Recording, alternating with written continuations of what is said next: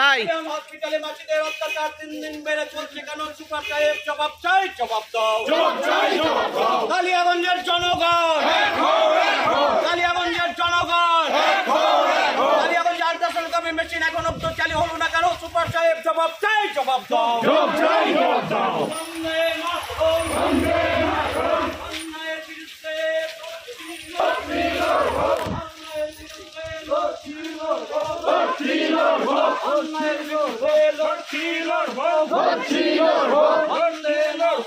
অন্যায়ের বিরুদ্ধে হাসপাতালের আয়া মাসিদের জুলুমবাজি ও চিকিৎসকদের সঠিক পরিষেবা প্রদান এবং স্বাস্থ্য পরিষেবা উন্নত সহ 12 দফার দাবির ভিত্তিতে কালিয়াগঞ্জের স্টেট জেনারেল হাসপাতালে বিক্ষোভ প্রদর্শন হলো। বুধবার দুপুরে বিজেপি কাউন্সিলর গৌরাঙ্গ দাসের নেতৃত্বে অরাজনৈতিক ব্যানারে জাতীয় পতাকাকে নিয়ে এদিন হাসপাতালের পার্শ্ববর্তী রানিং বুলেট ক্লাবের মাঠ থেকে বিক্ষোভ মিছিল করে হাসপাতালের সুপারের অফিসের সামনে জমায়েত হওয়ার পরে বেশ কিছুক্ষণ অবস্থান বিক্ষোভের পরে প্রতিনিধি দল গিয়ে অভিযোগপত্র জমা দেয় হাসপাতালের সুপার ডক্টর জয়দেব রায়কে। এদিন বিক্ষোভ কর্মসূচি ঘিরে হাসপাতালের সুপারের ঘরের সামনে প্রচুর পুলিশ মোতায়েন ছিল।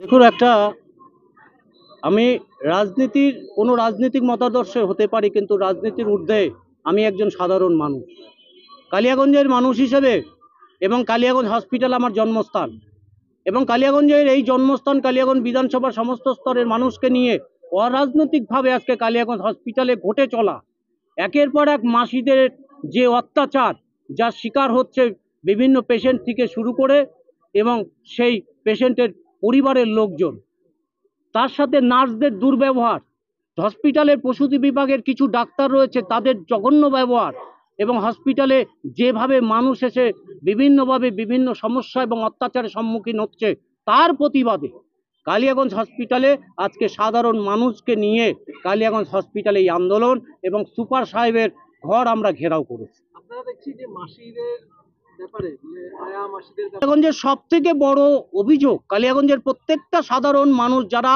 কালিয়াগঞ্জ হসপিটালে বিভিন্ন কারণে তারা রোগীদের নিয়ে যে ভর্তি করেছে, আয়া মাসিদের যে চরম অত্যাচার, মানে ইংরেজরা যে শাসন করে গেছে তার থেকে আরো জঘন্যতম অত্যাচার এখানকার মাসিরা করছে অবৈধভাবে।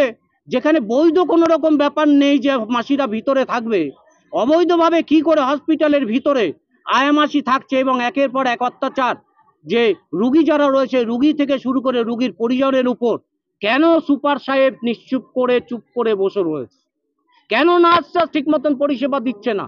তার প্রতিবাদ আজকে হসপিটালে আমরা ঘেরাও, এবং আমরা চাই আয়া মাসি হসপিটালের ভিতরে থাকবে না, আয়া মাসি হসপিটালের বাইরে থাকবে।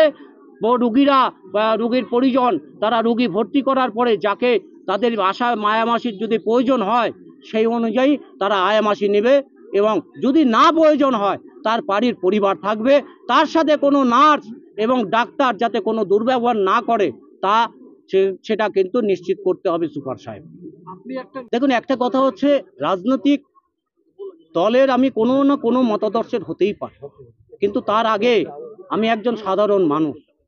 আজকে কাউন্সিলরের ক্ষমতা বলে রাজনীতির পতাকার তলে আমি যে কোনো সময় যে কোনো প্রোগ্রাম রাজনৈতিক দল করতে পারে সেটাই, কিন্তু সাধারণ মানুষকে নিয়ে নন পলিটিক্যাল কোনো একটা প্রোগ্রাম সাধারণ মানুষকে নিয়ে তাদের মনের ব্যথা সেই বিষয়টা জেনে সেখানে কোনো রকম রং না লাগিয়ে সেইখানে তাদেরকে সাথে নিয়ে তাদের বিপদে তাদের যে কষ্ট সেই কষ্টকে সেটা বুঝে তাদেরকে নিয়ে এই যে আন্দোলনে সামিল হয়েছি, এটাকে আপনারা রাজনৈতিক রং লাগাবেন।